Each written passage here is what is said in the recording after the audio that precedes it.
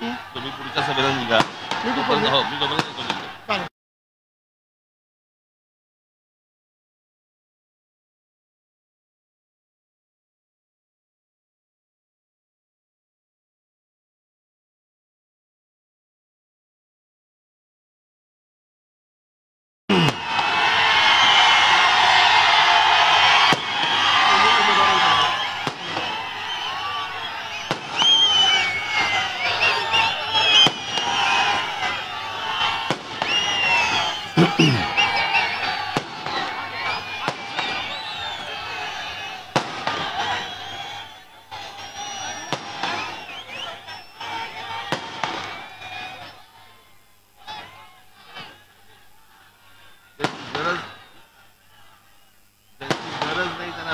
खाली करा सर्व सगळ्यांना. पदाधिकारी हे नाही उभे जे आहेत त्यांना सगळ्यांना.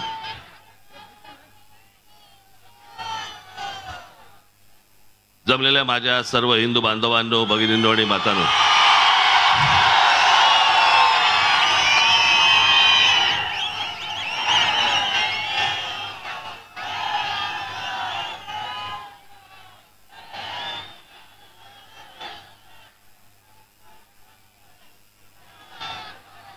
आज विधानसभेच्या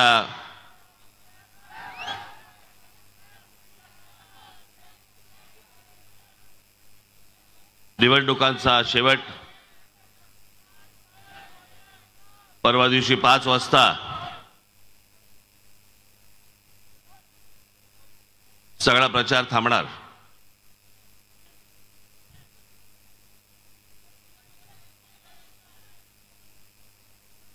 जेव्हापासून आचारसंहिता लागली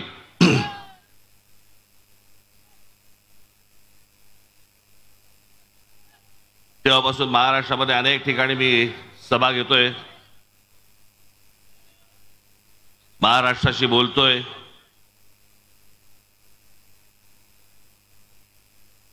माझं म्हणणं मांडतोय, मत मांडतोय.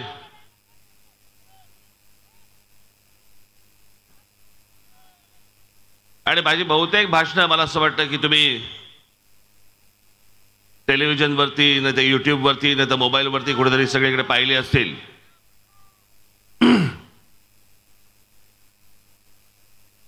आणि सारखे सारखे काही नवीन नवीन विषय येत नसतात.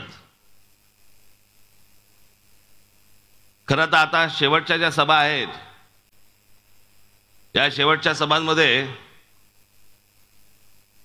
येऊन तुमचं फक्त दर्शन घेणं हेच माझ्यासाठी सर्वात महत्त्वाचं आहे.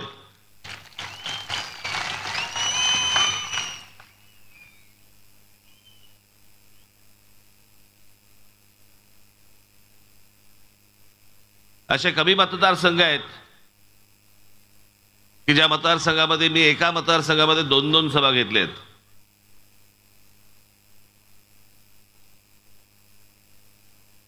त्यातला हा एक मतदारसंघ आहे आमच्या दिनकर रावांचा.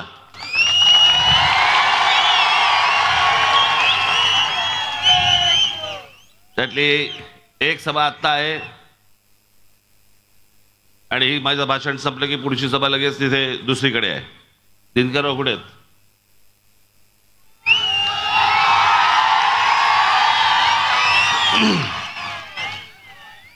मी आता दिनकररावांना सांगितलं, म्हटलं तुम्ही पुढच्या सभेला जा आणि तिकडे भाषण सुरू करा. म्हणून मी तुमची परवानगी मागतोय की त्यांना पुढे जाण्यासाठी आपण सर्वांनी परवानगी द्यावी. धन्यवाद. तुमचं बोलणं झालंय ना?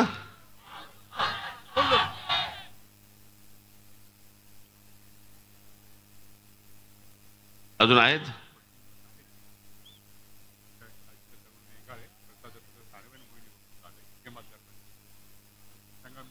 नाशिक देवळाली मोहिनी जाधव, या. नाशिक पूर्व प्रसाद सानप आणि नाशिक इगतपुरी त्र्यंबकेश्वर काशीनाथ बेंगाळ. तुमची भाषणं झाली आहेत? तुम्ही तिघे आता पुढच्या सभेला जा, मी येतो. तिथेही लोक थांबली असतील ना. महाराष्ट्राचे अनेक विषय असे आहेत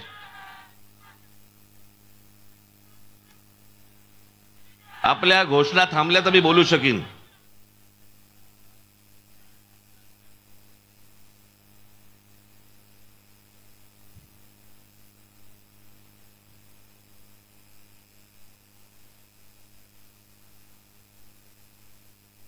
मला फक्त आपल्याला कल्पना द्यायची आहे, जाणीव करून द्यायची, आणि आपण कुठेही गाफील न राहता, न विसरता, गेल्या 5 वर्षामध्ये जे महाराष्ट्राचं राजकारण झालं, हे 20 तारखेला मतदान होईपर्यंत विसरू नका. ज्या प्रकारचं गलिच्छ राजकारण या महाराष्ट्राने गेल्या 5 वर्षामध्ये पाहिलं, हे भारताच्या इतिहासामध्ये कोणत्याही राज्यामध्ये आजपर्यंत कधीही कोणी पाहिलं नाही. इतकं गलिच्छ राजकारण महाराष्ट्राने पाहिलं.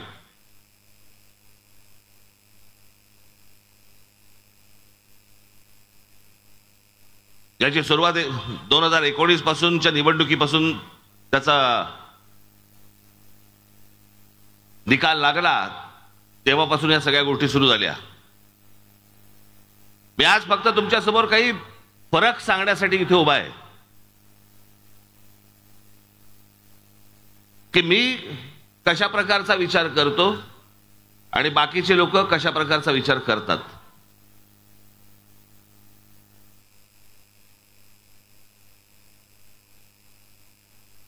दोन 2019चा निकाल लागल्यानंतर लोकांनी शिवसेना भारतीय जनता पक्षाला मतदान केलं, कारण त्यांना काँग्रेस राष्ट्रवादी नको होती. लोकांनी काँग्रेस राष्ट्रवादीला मतदान केलं, कारण त्यांना शिवसेना भारतीय जनता पक्ष नको होता. अगदी सरळ होतं. निकाल लागल्यानंतर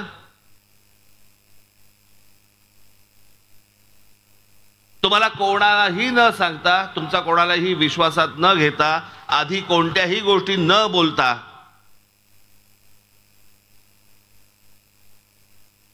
उद्धव ठाकरेंनी सुरू केलं की मला माझ्या गळ्यात मुख्यमंत्री पदाची माळ 2.5 वर्षाची घाला. कुठून विषय आला, काय विषय आला, कल्पनाच नाही. याच्या अगोदर काही विषय आला होता तुमच्यासमोर, भाषणामध्ये काही बोललं गेलं होतं? नाही.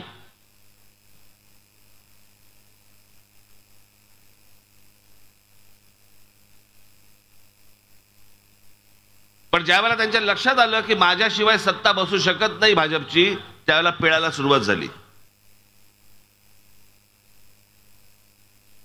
ज्यामध्ये महाराष्ट्राचं हित असतं तरी मी समजू शकलो असतो. पण करायचं काय होतं? फक्त माझ्या गळ्यात मुख्यमंत्री पदाची माळ घाला. फक्त स्वार्थाचा विचार.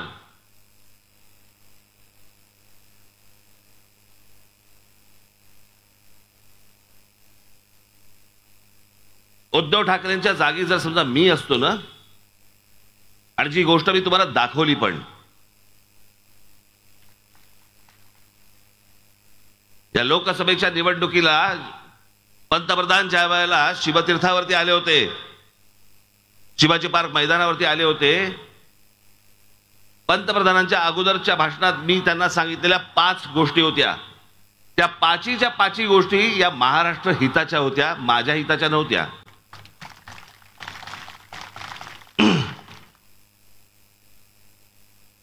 मी त्याला पंतप्रधानांना सांगितलं होतं की गेले अनेक वर्ष आमचा जो एक प्रश्न प्रलंबित राहिलेला आहे, या महाराष्ट्राच्या अस्मितेचा, आमच्या भाषेच्या अस्मितेचा, आणि तो म्हणजे आमच्या मराठी भाषेला आपण अभिजात भाषेचा दर्जा द्यावा, एवढी माझी आपल्याला विनंती आहे. आणि मी आज परत एकदा पंतप्रधानांचे आभार मानतो की आमच्या मराठी भाषेला अभिजात भाषेचा दर्जा त्यांनी मिळवून दिला. इतकी जुनी भाषा आमची. मला तर कधी कधी खोटं नाही सांगत, माझा कधी कधी ऊर भरून येतं. काहीतरी विचार करून बघा की अरे, छत्रपती शिवाजी महाराज आमची जी भाषा बोलायची घरात किंवा बाहेर, ती भाषा मी बोलतो. आमचे ज्ञानेश्वर माऊली जी भाषा बोलायचे ती भाषा मी बोलतो. आमचे संत तुकाराम महाराज जी भाषा बोलायची ती मराठी भाषा मी बोलतो. या महाराष्ट्रात माझा जन्म झाला. डॉक्टर बाबासाहेब आंबेडकर जी भाषा बोलायचे त्या मराठी भाषेमध्ये मी बोलतो. आमचे ज्योतिराव फुले जी मराठी भाषा बोलायचे त्या भाषेमध्ये मी बोलतो. मी मराठी आहे. अहो, याचा आपल्याला अभिमान असला पाहिजे.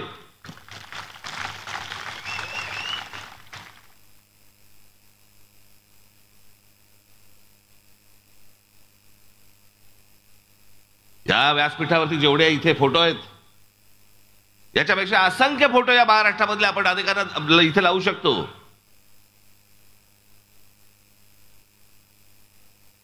आणि ही जी आपल्याकडे श्रीमंती आहे ना, ही श्रीमंती देशाच्या कोणत्याही राज्याकडे नाहीये. ती श्रीमंती फक्त आपल्याकडे आहे.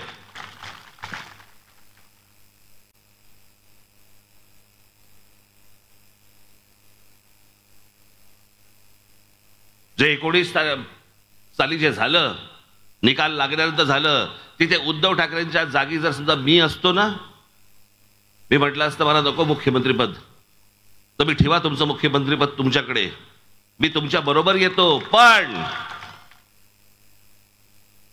मी सांगीन त्या गोष्टी माझ्या महाराष्ट्रामध्ये झाल्या पाहिजेत.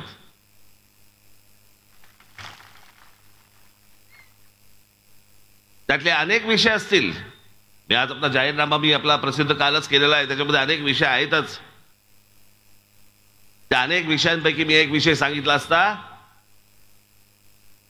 की खड्डे न पडणारा, कोणतेही अडथळे न येणारा असा मुंबई नाशिक जो रस्ता आहे हा मला पहिल्यांदा तुम्ही करून द्या.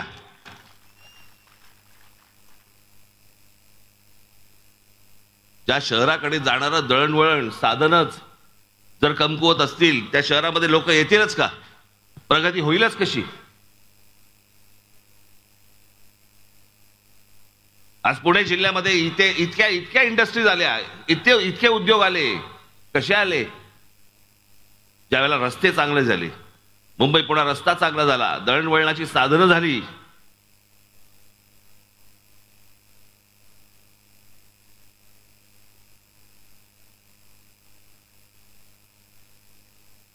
या नाशिक पश्चिमच्या मतदारसंघाला खरं तर नाशिकची औद्योगिक नगरी म्हणतात याला. या मतदारसंघाला इतके उद्योग आहेत, त्यातले अनेकशे 500 जवळपास बंद झाले. अनेक लोक बेरोजगार झाले. अनेक उद्योग येऊ इच्छितात, पण त्यांना ज्या प्रकारच्या गोष्टी पाहिजेत सभोवताली त्या मिळत नाहीयेत. राजकीय अडथळे सगळे सुरू होतात. तुमच्यापैकी अनेक जे तरुण आहेत इथे माझ्यासमोर बसलेले आहेत, तरुणी आहेत, अनेकांना माहिती पण नसेल. ही गोष्ट आहे साधारणपणे 97-98 सालची. महिंद्रा कंपनी इकडे होती, पण महिंद्रा कंपनीचं एक्सपान्शन, त्यांना तो उद्योग वाढवायचा होता, त्याच्यासाठी म्हणून त्यांना, तुम्हाला आठवत असेल, स्कॉर्पिओ नावाची गाडी त्यांनी काढली. आणि सगळ्या गोष्टीला कंटाळले होते आनंद महिंद्रा. ज्याला सरकारी हस्तक्षेप, सरकारी त्रास, सरकारी अडचणी ज्याला म्हणतो आपण, कंटाळले. माझे मित्र आहेत ते. आणि एके दिवशी माझ्या कानावरती आलं की आनंद महिंद्रा ही इंडस्ट्री घेऊन चेन्नईला चालले. ते म्हणाले की मला इन्व्हेस्टमेंट नाही करायची, नाशिकमध्ये मला नाही यायचं, मला तिथे चेन्नईमध्ये, तामिळनाडूमध्ये मला चांगल्या सुखसोयी मिळत आहेत, तिथे मी तामिळनाडूमध्ये जातो. मला कळल्यावरती मी आनंद महिंद्राला भेटलो. त्याच्यामध्ये काही इथले नाशिकमधले पण लोक होते. मी आनंद महिंद्राला भेटल्यावरती मी त्यांची अडचण समजून घेतली. म्हटलं काय प्रॉब्लेम आहे तुमचा? कारण मला एक गोष्ट माहिती होती की ज्या वेळेला आनंद महिंद्रा इथे येतील, काय रे काय झालं रे तिथे,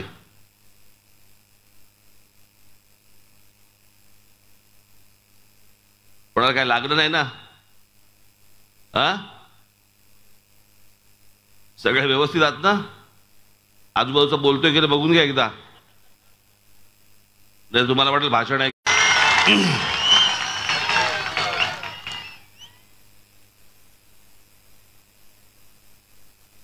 मी काय नाशिकचा नागरिक होतो का?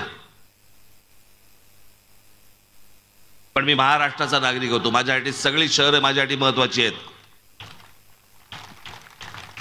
माझ्या महाराष्ट्रामधल्या प्रत्येक तालुक्यामध्ये, प्रत्येक जिल्ह्यामध्ये उद्योग आले पाहिजेत. माझ्या महाराष्ट्रामधल्या प्रत्येक तरुणाला तरुणीला जिथे राहतोय तिथे रोजगार मिळाला पाहिजे.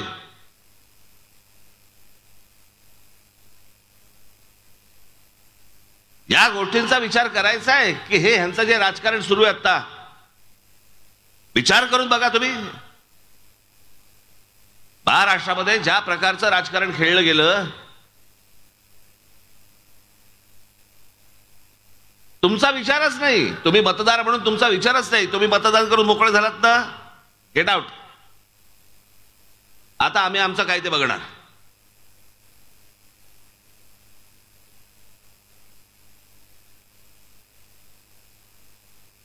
म्हणजे मतदारांनी हा पक्ष नको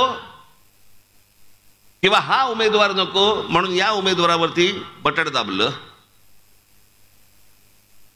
आणि हा उमेदवार निकालानंतर पैसे घेऊन यांच्याबरोबर गेला. अरे मग त्याच्या आधी तुम्ही हेच बटन दाबलं असतं ना. जर ह्याला इथेच जायचं होतं पैसे घेऊन, हे पैसे घेऊन ज्या वेळेला अशा प्रकारचं स्थलांतर दुसऱ्या पक्षामध्ये ज्यावेळेला करतात, एक पक्षाच्या पक्ष उठून ज्यांच्या विरोधात निवडणुका लढवल्या त्यांच्याबरोबर जाऊन बसतो,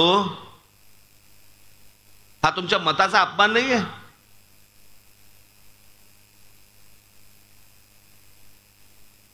कोणते विचार चालू त्यांच्या मनामध्ये? कोणतेच विचार येत नाहीत.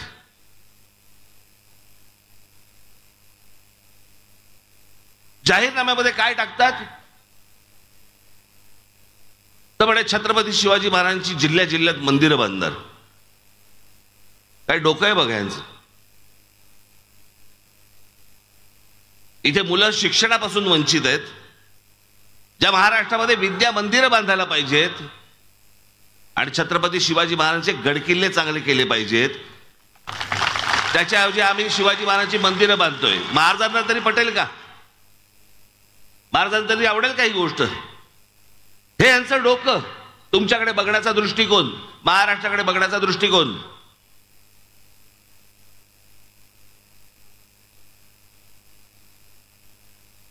या उलट आपण ज्या गोष्टी सांगतो आहोत, आता जसं मुंबईमध्ये डॉक्टर बाबासाहेब आंबेडकरांचं स्मारक उभं राहिलं, मी तेव्हा पण सांगत होतो, 2014 साली पण तेच सांगत होतो, माझं आजही सांगणं तेच आहे. आता ते स्मारक झालं,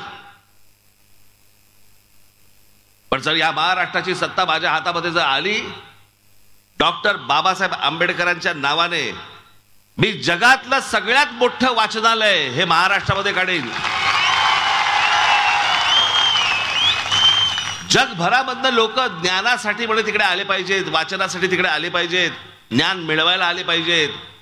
ही खऱ्या अर्थाने आमच्या डॉक्टर बाबासाहेब आंबेडकरांना श्रद्धांजली असेल.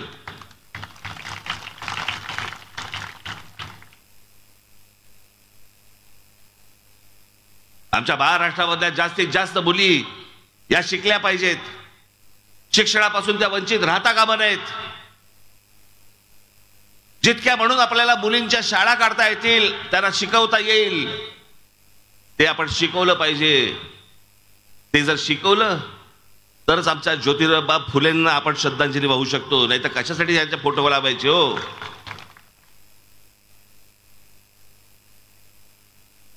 आज माझ्या ग्रामीण महाराष्ट्रामधला तरुण तरुणी शहराकडे येत आहेत शेती सोडून. माझ्या शहरामधले, नाशिक मधले, पुण्यामधले, मुंबई मधली मुलं मुली देश सोडून चाललेत बाहेर.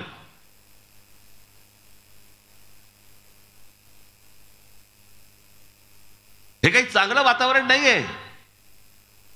पण ते का देश सोडून जात आहेत, मला असं वाटतं याचा विचार करणं गरजेचं आहे. कानावरती सतत अभद्र बातम्या, सतत अभद्र बातम्या. वर्तमानपत्र उघडले की आम्ही बघणार काय? आज या जिल्ह्यामध्ये आमच्या एका शेतकऱ्याने आत्महत्या केली. आज हजारो शेतकऱ्यांनी आत्महत्या केल्या महाराष्ट्रामध्ये.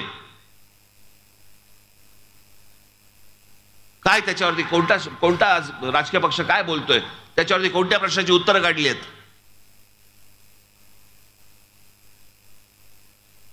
काही किंमत, माणसाची नावाची काही किंमतच नाही. कोण शेतकरी आत्महत्या करतायत? कितवा गेला? इतका गेला. बरं ठीक आहे, आज इतका गेला.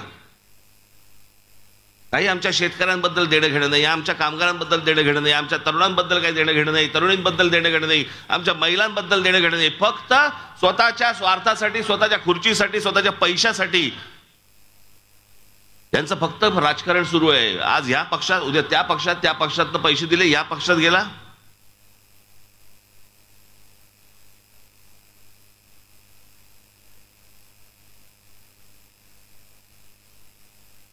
हे सगळं राजकारण, ह्या निवडणुका. बस रे खाली बस.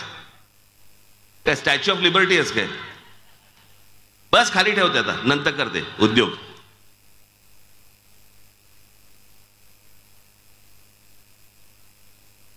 ते माझ्यासाठी नसतं, ते चॅनलवाल्यांच्या कॅमेरासाठी असतं.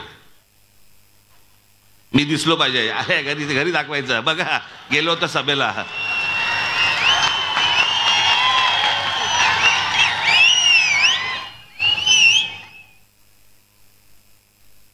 साधी गोष्ट, तर एवढा लांबून काय वाचू शकतो का मी?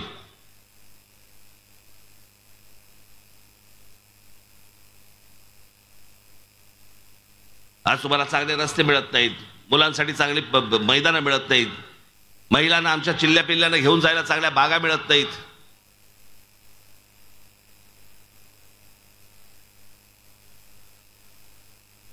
रस्त्याने गाडी चालवायला ट्रॅफिक जाम, फुटपाथने काही नाही, सगळे फेरीवाले बसले आहेत. बाकी या सगळ्या तुमचे ज्या व्यथा आहेत ना, या ज्या सगळ्या तुमचे जे त्रास आहेत ना, या त्रासाकडे तुमचं लक्ष जाऊ नये याच्यासाठी म्हणून या राजकारण्यांनी एक उपाय शोधलाय.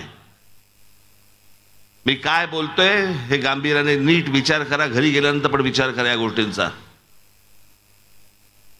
हे जी शहरं सगळी बकाल झालेली आहेत ना, ज्याच्यात तुम्हाला चालताना त्रास होतो, राहताना त्रास होतो, पाण्याचे प्रश्न, विजेचे प्रश्न, सगळ्याच गोष्टींचे जे प्रश्न आहेत, जे प्रश्नांची उत्तरं सापडत नाहीत आणि ते प्रश्न सोडवले जात नाहीत, पण त्या गोष्टींकडे तुमचं लक्षच जाऊ नये. या सगळ्या राजकारणाने व्यवस्थित सोय करून ठेवली आहे ती. आणि आमच्याकडच्या महाराष्ट्रामधले अनेक लोक त्या सगळ्या गोष्टींना, ती जी भुरळ घातलेली आहे त्याला बळी पडतायत. आणि ती गोष्ट म्हणजे जाती जातीमध्ये द्वेष निर्माण करणं. महाराष्ट्रामध्ये आजपर्यंत काही जाती पाहिल्या नव्हत्या काय? प्रत्येकाला आपापली जात प्रिय असते, प्रत्येकाला आपापल्या जातीवरती प्रेम असेल. पण 1999 साली शरद पवारांच्या राष्ट्रवादी काँग्रेसचा जन्म झाल्यानंतर या महाराष्ट्रामध्ये जाती जातीचं स्वतःबद्दलचं प्रेम सोडून द्या, दुसऱ्या जातीबद्दलचा द्वेष निर्माण करायला सुरुवात केली. तू कोण आहे मराठा, तू कोण आहे ब्राह्मण, तू कोण आहे माळी.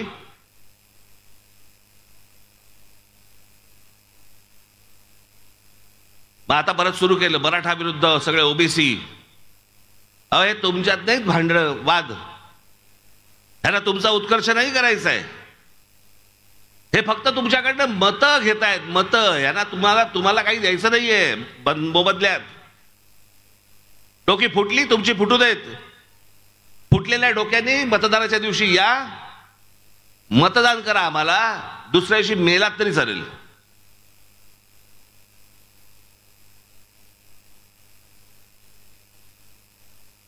हा जो सगळा संघर्ष सुरू केलाय ना या लोकांनी, इतका घाणेरडा, ह्यांचा जे ह्याचे तर स्वार्थ निघतील, पण ही जखम लवकर बरी होणारी नाही. माझी तुम्हाला सगळ्यांना हात जोडून विनंती आहे, तुम्ही एक महाराष्ट्र म्हणून एक राहायला पाहिजेत. या लोकांच्या नादी लागू नका.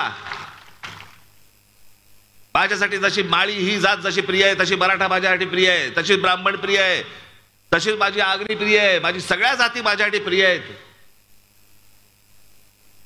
एकमेकांमध्ये मतभेद निर्माण करणं आणि द्वेष निर्माण करणं माझ्या मनात पण कधी येत नाही. या लोकांच्या येतं कसं मनात? आणि ह्याच राष्ट्रवादी काँग्रेसच्या जन्मानंतर ह्या सगळ्या गोष्टी सुरू केल्या. होय, मी तुम्हाला थेट सांगतोय, राष्ट्रवादी काँग्रेसच्या जन्मानंतर शरद पवारांनी या महाराष्ट्रात हे राजकारण करायला सुरुवात केली. तोपर्यंत आमच्या मनात पण कधी येत नव्हतं. आणि मग आमचे महापुरुष वाटायला सुरुवात केली. आमचे छत्रपती शिवाजी महाराज मराठ्यांचे, डॉक्टर बाबासाहेब आंबेडकर आमचे दलितांचे, ज्योतिराव फुले आमचे माळ्यांचे, लोकमान्य टिळक आमचे ब्राह्मणांचे. तो राज्य हा माझा जन्मसिद्ध हक्क आहे आणि तो मी मिळविनाच, ही घोषणा काय त्यांनी ब्राह्मणांसाठी केली होती काय?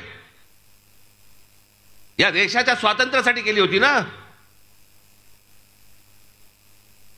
माझ्या महाराष्ट्रामधल्या मुली शिकल्या पाहिजेत, त्या कोणत्या का जातीच्या असेनात, पण त्या माझ्या मुली शिकून मोठ्या झाल्या पाहिजेत. हा विचार ज्या आमच्या ज्योतिराव फुलेंच्या मनामध्ये आला तो काय माळ्यांसाठी आला होता काय?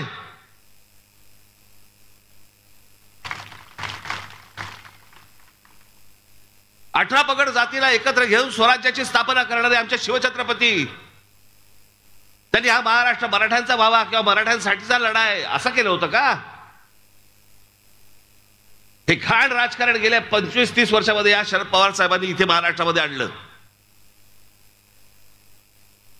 आजही तेच चालू आहे यांचं. तुम्ही बळी पडू नका या गोष्टीला. मी माझ्या 2-4 सभांमधनं सांगितलंय, पुन्हा एकदा सांगतो. याचं कारण तो स्क्रू जो आहे ना तो तुमच्या फिट झाला पाहिजे आतमध्ये.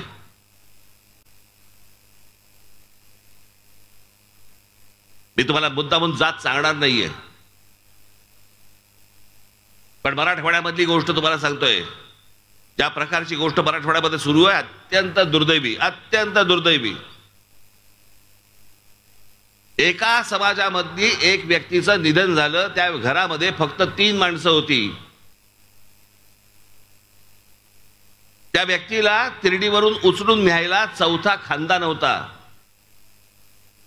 बाहेरची लोक होती ती वेगळ्या समाजाची होती. एरवी इतकी वर्ष खेळीबेळीने राहणारी सर्व लोक तिथे तिरडीला खांदा द्यायला तयार नव्हती, कारण ज्याच्या घरातला जो गेलाय तो वेगळ्या समाजातला आहे, आम्ही वेगळ्या समाजातले आहोत, आम्ही वेगळ्या जातीचे आहोत. मग 6 तास ते थांबले, त्यांचे नातेवाईक आले आणि नातेवाईक आल्यानंतर मग तो चौथा खांदा मिळाला. मग ती तिरडी उठली आणि मग स्मशानामध्ये गेले. हा महाराष्ट्र आपल्याला पाहिजे? ही घाण आपल्याला पाहिजे महाराष्ट्रामध्ये? अहो, याच्याबद्दल तर आम्ही बोलत होतो. उत्तर प्रदेश आणि बिहार आणि या सगळ्या राज्यांमध्ये या सगळ्या प्रकारच्या गोष्टी या जातीवर न होतात. महाराष्ट्राचा उत्तर प्रदेश बिहार करायचा आम्हाला?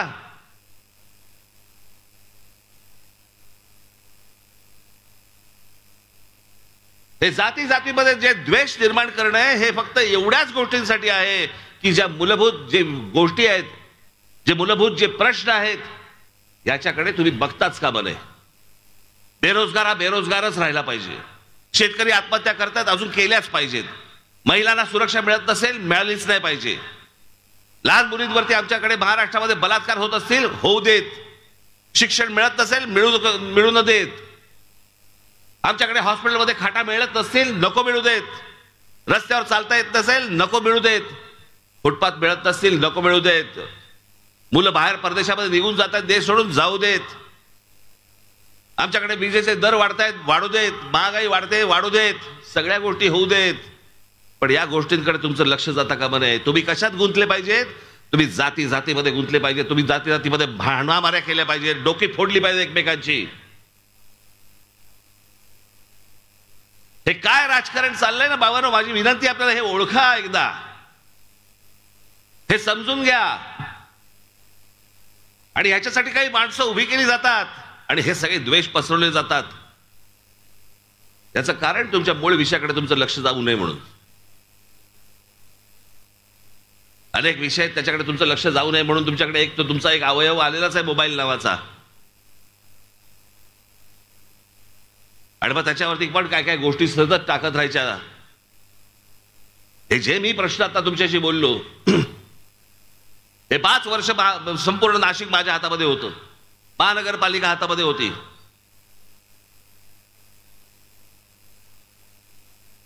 मला दाखवून द्या, महाराष्ट्रात जा आणि मला दाखवून द्या की एका पक्षाकडे ही महानगरपालिका फक्त 5 वर्षासाठी होती.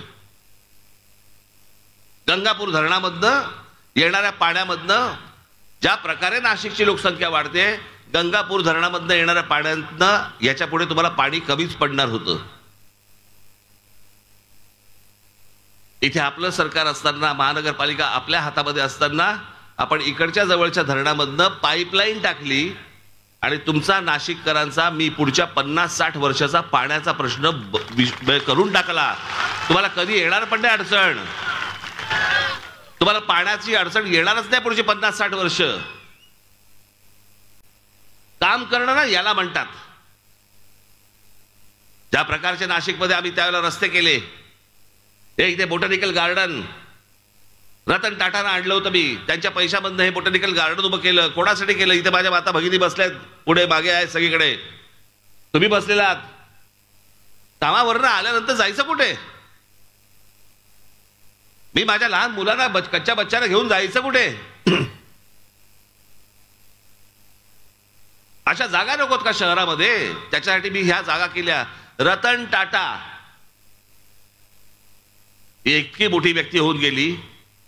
अशा अनेक उद्योगपती आहेत ज्यांचा एक CSR फंड असतो, फंड की त्यांनी सामाजिक गोष्टींवरती ते खर्च केले पाहिजेत. हे कोणी राजकारणी त्यांच्याकडे जात नाहीत. कारण CSR मधनं जर समजा तुम्ही फंड मागितला तर ती कंपनी ते काम करते, त्यात तुम्हाला पैसे खाता येत नाहीत. त्याच्यामुळे या उद्योगपतींकडे कोणी जातच नाही. मी रतन टाटानं इथे आणलं, नाशिकमध्ये आणलं. रतन टाटा माझं पुढचं काम करण्यासाठी मुंबईमधला एक दादरचा आपला चौपाटी ते करायला तयार झाले. जवळपास 14-15 कोटी रुपये त्यांनी या बोटॅनिकल गार्डन वरती घातले.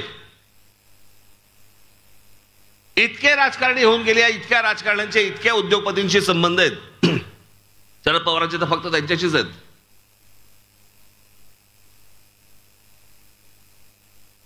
आमच्या एका माझ्या मित्राने फार छान एक लेख लिहिला होता की शरद पवारांना गरिबांची नावं लक्षात असतात आणि श्रीमंतांची कामं लक्षात असतात. अनेक जण बोलतात ना, अरे मला पवार साहेबांनी नावाने हाक मारली, तुझं नाव लक्षात असणार, तुझं काम लक्षात नसणार.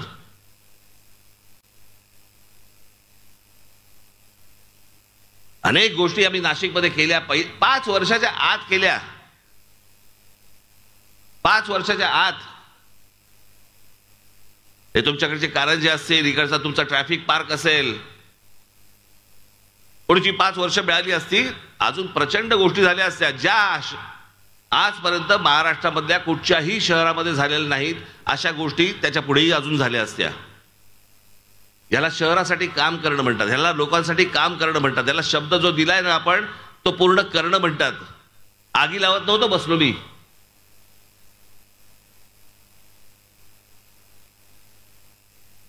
आणि आम्ही काय करणार? आम्हाला समुद्रामध्ये छत्रपती शिवाजी महाराजांचा म्हणे पुतळा उभा करायचा आहे. कसा उभा करणार? काही मागचा पुढचा कसलाही विचार नाही. आम्ही फक्त पुतळे उभे करतोय. 365 दिवसापैकी 363 दिवस त्या पुतळ्यांवरती धूळ असते आणि जयंत्या आणि पुण्यतिथ्यांना फक्त तो धुतला जातो आणि हार घातला जातो. आमचा विषय संपला. जर छत्रपती शिवाजी महाराजांचं जर समजा स्मारक बनवायचं असेल, अहो शिवछत्रपतींचे आमचे गडकिल्ले उभे केले ना, आमच्या पुढच्या पिढ्यांना आम्हाला सांगता येईल, अरे आमचा राजा कोण होता, त्याने काय केलं.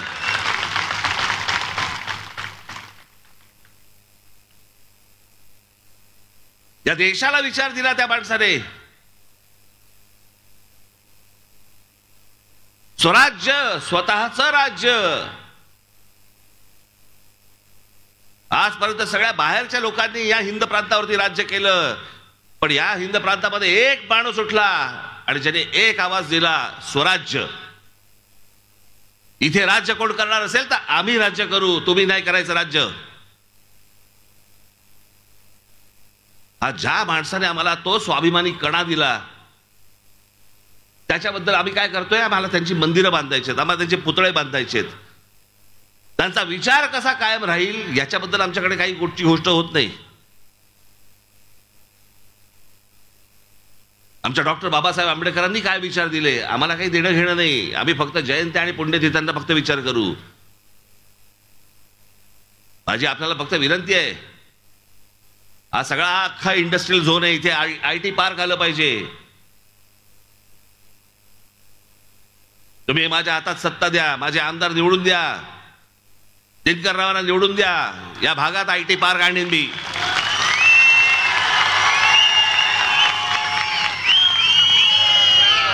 आणि हे मी तुम्हाला जे सांगतोय ना, तो माझा आवडीचा विषय म्हणून करतो मी. माझ्या गळ्यामध्ये मुख्यमंत्री पदाची माळ घाला, मला कुठेतरी खुर्ची द्या, मला कुठच्याही पदावरती बसवा, कुठच्याही सत्ता पद द्या. मी ह्याच्यासाठी हापापलेला माणूस नाहीये. मला देणं घेणंही नाही त्या गोष्टींची.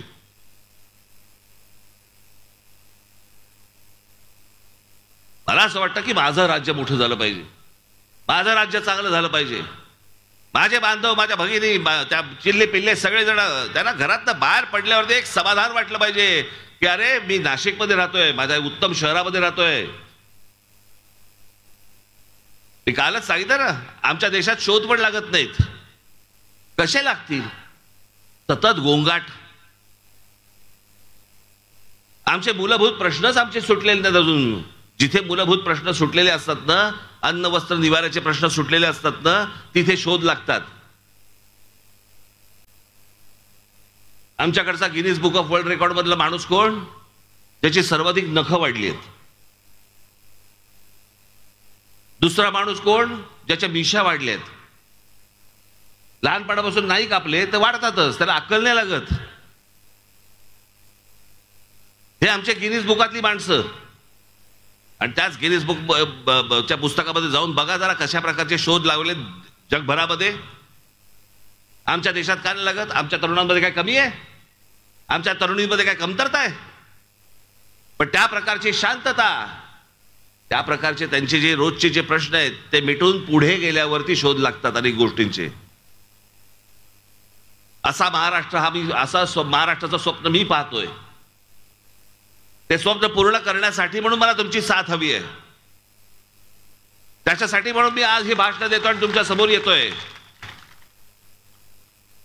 आणि म्हणून हे गेले इतके वर्ष ते काय मध्ये ओरडत आहेत? ते मध्येच ओरडत आहेत. काय राजसाहेब आगे बढो. पडतो आता, पडीन मी. उलटा फिरलो गाडीकडे जाताना एकदा परत घोषणा द्या म्हणजे मी व्यवस्थित जाईन. बसा बसा, शांत बसा आपण. म्हणून येत्या 20 तारखेला आपण गेल्या 5 वर्षामध्ये ज्या घटना घडल्या, गोष्टी घडल्या, जे तुम्हाला फसवलं गेलं, जो तुमच्या मताचा अपमान झाला, त्याचा बदला तुम्हाला या महाराष्ट्राला येत्या 20 तारखेला घ्यावा लागेल. जर 30 माणसं ज्यांनी तुमच्या मतांचा अपमान केला, ज्यांनी तुमच्या मतांची प्रतारणा केली, ज्यांनी तुम्हाला गृहीत धरलं, ज्यांनी तुमचा विचारच नाही केला, अशीच लोक जर समजा महाराष्ट्रात परत परत निवडून येत गेली, त्या महाराष्ट्राचं वाटोळं झालंच म्हणून तुम्ही समजा. कारण ज्यांनी हे असं केलं त्यांचा जर समज झाला की आपल्याला परत मतदान झालंय, आपल्याला परत निवडून दिलंय, म्हणजे आपण जे केलंय महाराष्ट्राबरोबर ते योग्य केलंय असा त्यांचा समज होईल. ज्यांनी ज्यांनी या गोष्टी केलेल्या आहेत त्या सर्व लोकांना महाराष्ट्राने दूर ठेवलं पाहिजे. काय हे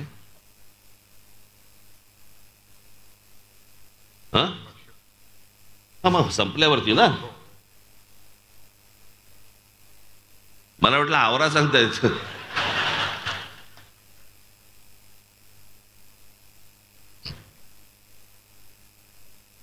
पक्ष प्रवेश असो, पण मला तुम्हाला एवढंच सांगायचं आहे, येत्या 20 तारखेला इथले आपले उमेदवार तर सगळे उभेच आहेत,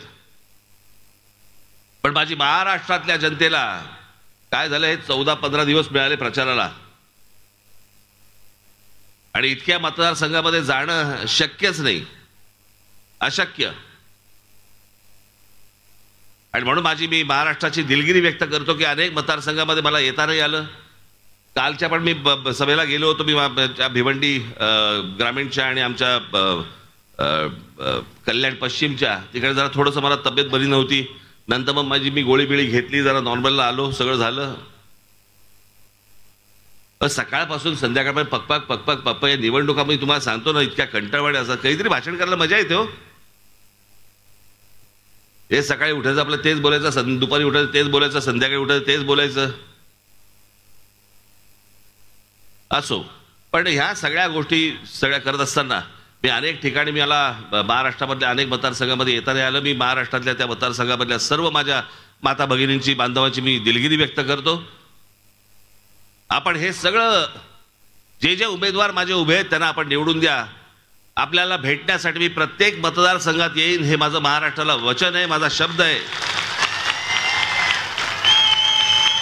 पण येत्या 20 तारखेला आपण कुठेही बेसावध न राहता गांभीर्याने आपल्या रेल्वे इंजिन या निशाणीवरती आपण माझ्या सर्व उमेदवारांना ते रेल्वे इंजिनच्या निशाणीवरती बटण दाबून सर्वांना आपण प्रचंड प्रचंड प्रचंड मताने आपण विजयी करावं असं एक आवाहन करतो आणि तुर्तास आपली सर्वांची मी रजा घेतो. धन्यवाद. जय हिंद, जय महाराष्ट्र.